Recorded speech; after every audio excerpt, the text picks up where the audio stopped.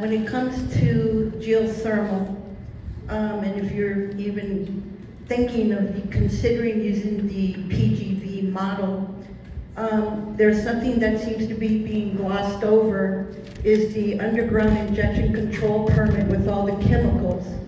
Some of these chemicals cause severe physical, public health and safety issues. They're using chemicals for flow tests that have been banned since 2013 in Region 9, but they're still shipping it to geothermal for the flow test. You're looking at neurological toxins, permanent lung damage.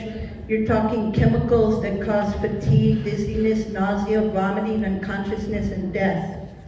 There's no mention also that the PGV has there's two different systems there.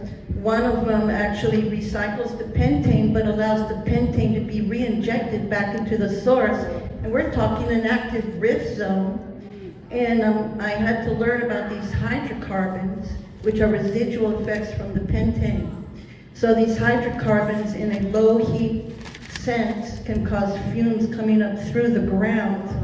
And that there's people that have actually suffered. And what about the fact that actually geothermal can cause its own seismic activity, which can compromise the ground. And if you're injecting pentane, it causes brittling of the subsurface. It's actually a form of chemical fracking that allows these fluids to get back down into the reservoir. So the situation is we have a classic environmental justice community where the people are being made to suffer, and there's been death, there's ongoing sickness, there's no emergency response plan for the community. For someone's not telling the truth about all these chemicals going into Hawaii. Does it perpetuate the land in righteousness? Actually, it does not. These chemicals cause cumulative damage. They're not actually considering the fact that it affects children. Look, let's look inside even the PGV area. There's schools, there's Hawaiian Homelands.